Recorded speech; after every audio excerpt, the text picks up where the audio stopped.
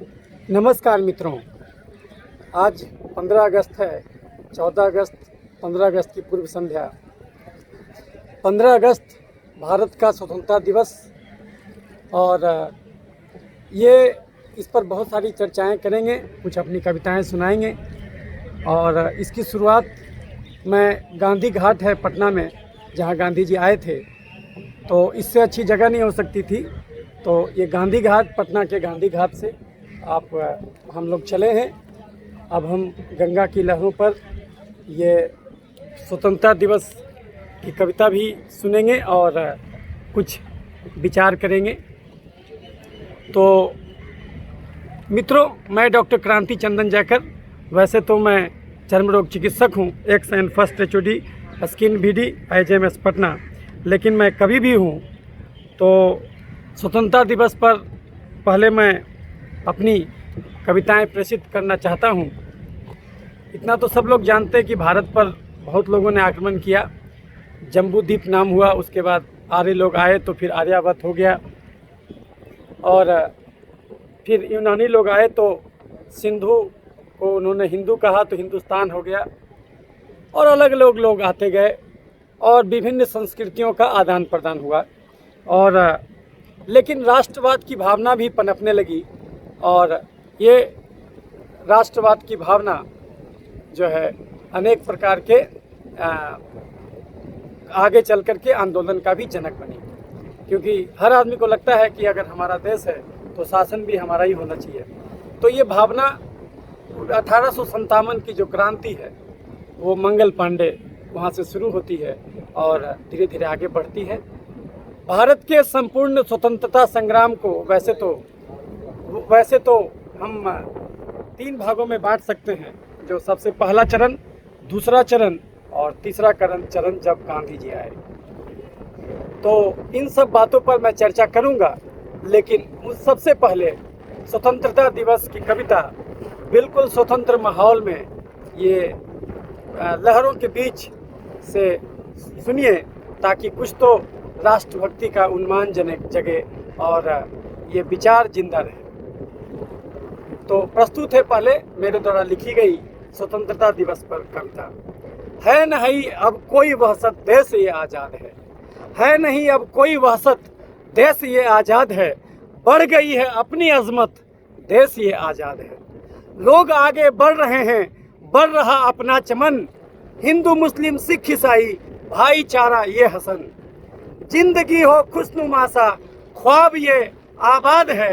अमन बिखरा है फिजा में, धड़कने आज़ाद है नहीं अब कोई वहशत, देश ये आज़ाद है। बढ़ गई है अपनी अजमत, देश ये आज़ाद है। जिंदगी हो खुशनुमा सा, ख्वाब ये आबाद है। अमन बिखरा है फिजा में, धड़कने आज़ाद है नहीं अब कोई वहशत, देश ये आज़ाद है। बढ़ गई है अपनी अजमत, देश ये आज़ाद है। हिंद है कश्मीर से कन्याकुमारी तक यहाँ, हिंद है कश्मीर से कन्याकुमारी तक यहाँ। अरुणाचल से कच्छ तक रोशन है अपना ये जहाँ।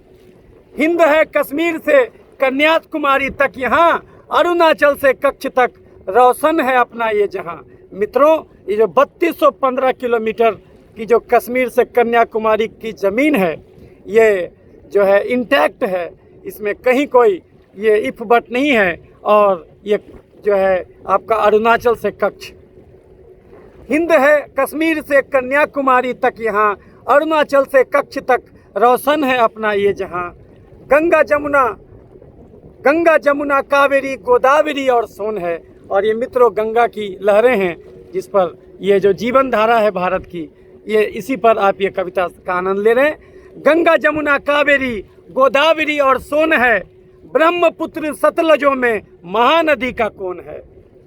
गंगा यमुना कावेरी गोदावरी और सोन है, ब्रह्मपुत्र सतलजों में महानदी का कौन है। बह रही हर नद में भक्ति, देश की प्रहलाद है। बह रही हर नद में भक्ति, देश की प्रहलाद है।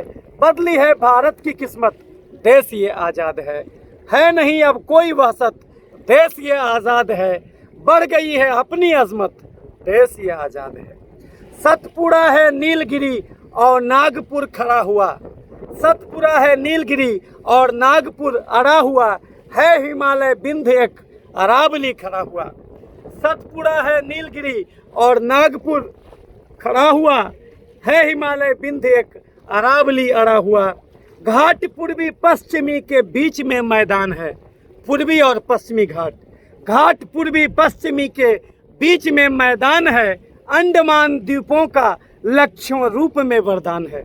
और ये लक्षद्वीप और ये अंडमान जो भारत का मोतियों का हार है, जो सबसे अंतिम जो देश की जो सीमा है वो कन्याकुमारी नहीं, वो इंदिरा पॉइंट कहा जाता, जो निकोबार आइलैंड का सबसे आखिरी किनारा है। तो मित्रों, ये घाट पूर्वी पश्चिमी के बीच में मैदान है। अंडमान द्वीपों लक्षों रूप में वरदान है। पर्वतों इन घाटियों दर्रों में भारत साध है। हिंद है सागर अनूठा जिसमें भारतवाद है। पर्वतों इन घाटियों दर्रों में भारत साध है। हिंद है सागर अनूठा जिसमें भारतवाद है तमिल तेलुगु और बंगला वह असमिया भाष है तमिल तेलुगु व बंगला वह असमिया भाष है। कन्नड़ा मलयाली पंजाबी मराठी आस है। एक बिहारी काश्मीरी सिंधी व यूपी खास है। गुजराती एमपी और उड़िया गोवा में मिठास है। एक बिहारी काश्मीरी सिंधी व यूपी खास है। गुजराती एमपी व उड़िया गोवा में मिठास है। बोली छत्तीसगढ़ हो या के झारखंडी जोहार हो, बोली छत्तीसगढ़ हो या फिर झारखंडी जोहार हो, उत्तराखंड से बह रहा हिमालयी बयार हो। बोली छत्तीसगढ़ हो या के झारखंडी जोहार हो, उत्तराखंड से बह रहा हिमाचली बयार हो। नागा हो मिजो हो या मणिपुरी नृत्य हो, अरुणाचल सिक्किम छठा हो, त्रिपुरी साहित्य हो। रूपों में हर गूंजता भारत का ये आह्लाद है। रूप में हर गूंजता भारत का ये आह्लाद है। क्रांतियों में आज़ादी पे तू भी बन सज्जाद है।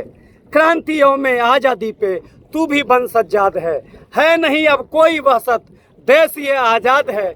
बढ़ गई है अपनी अजमत, देश ये आज़ाद है ये आर्यावर्त, ये इंडिया या के हिंदुस्तान है ये आर्यावर्त, ये इंडिया या के हिंदुस्तान है। एक वो है इतिहास, कितने सुर वो कितने तान हैं। जातियाँ कितनी हैं, कोई है दलित पिछड़ा कोई। जातियाँ कितनी है, कोई है दलित पिछड़ा कोई। ऊंची भी हो जात पर है भेद अब बिल्कुल नहीं। प्रेम एक गहरा घुला है, अनेकता में एकता, लेके सबका साथ अपना देश सुंदर झांकता है। स्वदेशी रंग भी और एक विदेशी ढंग भी है। स्वदेशी रंग भी और एक विदेशी ढंग भी, दुनिया में सबसे बड़ा जमहूरियत का संग भी। आपसी रिश्ता बढ़ाने जारी हर संवाद है यहाँ स्वाधीन सपने, स्वतंत्र हर प्रवाद है नहीं अब कोई वहशत, देश ये आज़ाद है। बढ़ गई है अपनी अजमत, देश ये आज़ाद है। मजहब है कोई रहे सहिष्णुता स्वीकार है। मजहब है कोई रहे सहिष्णुता स्वीकार है। मंदिर मस्जिद गुरुद्वारे गिरजा से बहता प्यार है। मजहब है कोई रहे सहिष्णुता स्वीकार है। मस्जिद मंदिर गुरुद्वारे गिरजा से बहता प्यार है। तिरंगा फहरा के गाएं गीत ये सौबार है। तिरंगा फहरा के गाएं गीत ये सौबार है। हम हैं हिंदुस्तानी और भारत पे जान निसार है। तिरंगा फहरा के गाएं गीत ये सौबार है। हम हैं हिंदुस्तानी और भारत पे जान निसार है। कर नमन बलिदान उनका देश पर जो मर मिटे। कर नमन बलिदान उसका देश पर जो मर मिटे। क्रांतिकारी और अहिंसा से जो सब कुछ कर मिटे। याद कर उन वीरों की अब देश ये आज़ाद है। हो पता सच्चाई की अब देश ये आज़ाद है। जागी सी है दिल की हसरत, देश ये आज़ाद है। जागी सी है दिल की हसरत, देश ये आज़ाद है। मांगो क्रांति मौला बरकत, देश ये आज़ाद है। जागी सी है दिल की हसरत, देश ये आज़ाद है। हो पता सच्चाई की अब देश ये आज़ाद है। मांगो क्रांति मौला बरकत, देश ये आज़ाद है नहीं अब कोई वहशत, देश ये आज़ाद है। बढ़ गई है अपनी अजमत, देश ये आज़ाद है। अभी इधर ही है नहीं अब कोई वसत, देश ये आज़ाद है। तो मित्रों, तो ये तो थी एक कवि की के मन का उद्गार, राष्ट्रवाद से डूबती ये कविता, ये राष्ट्रवाद से डूबती ये कविता जो आपने सुना। अब हम कुछ विचार कर लेते हैं स्वतंत्रता संग्राम पर और उन वीरों को भी नमन करने का प्रयास करते हैं जिनके त्याग और बलिदान की वजह से हमें ये स्वतंत्रता हासिल हुई। ज़्यादातर लोग यही समझते हैं, ये यही समझते हैं कि जो है केवल गांधी जी ने देश को आज़ादी दिलाई, लेकिन ऐसा नहीं है। इसमें अनेक वीरों का योगदान था। तो जैसा कि मैंने बताया था कि भारतीय स्वतंत्रता संग्राम में जो मूलतः जिनका योगदान है, वो भारतीय स्वतंत्रता संग्राम को हम बांट सकते हैं 3 भागों में। तो सबसे पहला जो भाग था वो बहुत नरम भाग था, नरम दल का उसमें योगदान था। उसमें बहुत सारे लोग थे और उस समय व्योमेश मुखर्जी हुए और भी लोग थे। वो लोग जो थे वो केवल असहयोग आंदोलन किया करते थे, विदेशी कपड़ों का बहिष्कार करते थे और इतना भर से ही रहते थे, कोई क्रांतिकारी विचार उनके मन में नहीं था। तो वो शुरुआत में हुआ और वो चला करीब 1905 तक। और 1905 में इसी के चलते धीरे धीरे लोग में राष्ट्रवाद लेकिन इसके चलते फैला। और इसके बाद जो है उसमें जो है कि फिर गरम दल के लोगों का फिर अस्तित्व शुरू हुआ। और ये जो गरम दल के लोग थे वो बाल और पाल करके जो 3 लोग आए, बाल गंगाधर तिलक और जो पाल थे, और जो है कि तो ये जो लोग जो आए ये गरम दल के विचारधारा के लोग थे। और ये इन लोगों ने अलग ढंग से लड़ाई लड़ी कि नहीं, ये खून के बदले खून, इन्होंने उस समय ज़माने में नारा दिया गया, खून के बदले खून, और तुम मुझे खून दो मैं तुम्हें आज़ादी दूंगा। ये तो खैर ये सुभाष चंद्र बोस जी कहे थे, लेकिन उससे पहले उसी दौरान जो है कि खून के बदले खून की मांग उठी। लोग बोले कि इस ढंग से ये आराम वाले रवैया से, ये तो नहीं, नरम रवैये से अंग्रेज़ नहीं झुकने वाला है, तो इसके लिए थोड़ा सा गरम रवैया अपनाना होगा। तो इसके लिए जो है कि फिर गरम लोग आए और फिर वो चला। जो 1905 में क्या हुआ कि बंगाल का विभाजन कर दिया गया। अंग्रेजों ने, कर्जन थे उस समय, लॉर्ड कर्जन, उन्होंने जो बंगाल का विभाजन करके हिंदू मुस्लिम में अलग करवाने का प्रयास किया। 1906 में मुस्लिम लीग की स्थापना करवा दी गई ताकि ये जो फूट करो और राज करो की नीति को सही बनाया जा सके। तो उसका बहुत विरोध हुआ, आगे चल करके जो है कि अंग्रेज को झुकना पड़ा और फिर से बंगाल का एकीकरण करना पड़ा। तो ये वो दौर था जिसमें उसी समय एक और घटना घटी, कांग्रेस में भी 2 फाड़ हो गया, गरम दल और जो है कि 1907 ईस्वी में गरम दल और नरम दल। तो ये सब चलता रहा और इसी बीच में जो है कि एक और कांड हो गया, चूँकि रॉलेट एक्ट ला दिया गया।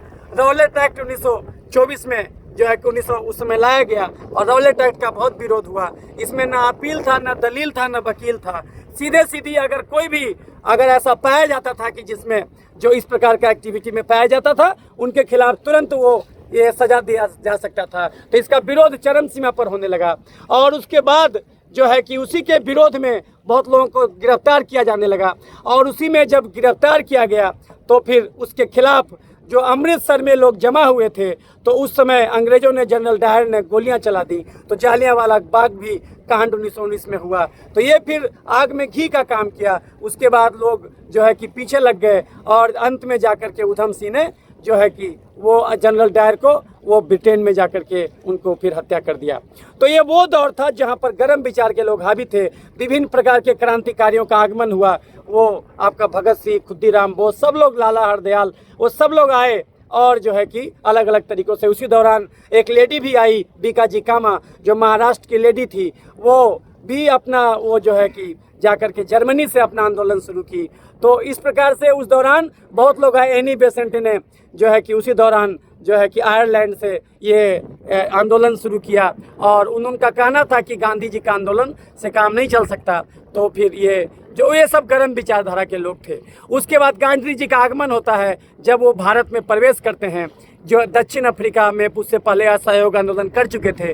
तो जब गांधी जी 1915 ईस्वी में भारत आते हैं, उसके बाद कुछ ही दिनों के बाद चंपारण में सत्याग्रह 1917 में वो करते हैं, तो फिर ये बहुत सफल होता है और गिरगिटिया मजदूर की जो लड़ाई है वो लड़ते हैं। और यहीं से जब उनको महात्मा बन जाते हैं। वो सिंपल मोहनदास करमचंद गांधी से महात्मा बन जाते हैं और ये फिर पूरे देश में चल पड़ता है आंदोलन, और अलग अलग भांति भांति के प्रकार के आंदोलन से फिर हमें ये आज़ादी हमें प्राप्त होती है। और ये फिर तो इतिहास सब लोग जानता है, लेकिन जो पहले का जो चीज़ था उसको भी भूलना ज़रूरी नहीं है, क्योंकि वो ज़रूरी है उसको याद रखना, नहीं तो फिर हम उन वीरों का अपमान कर देंगे जो कि भारत की ये जो स्वाभिमान और स्वतंत्रता के लिए उन्होंने भी अपना योगदान दिया था। तो हमें ये समझना होगा, उसी दौरान वीर सावरकर भी थे और भी लोगों का योगदान था जिन्होंने अलग अलग तरीके से अंग्रेज सरकार की नाक में दम किया था और हमें ये फिर स्वतंत्रता हासिल हुई।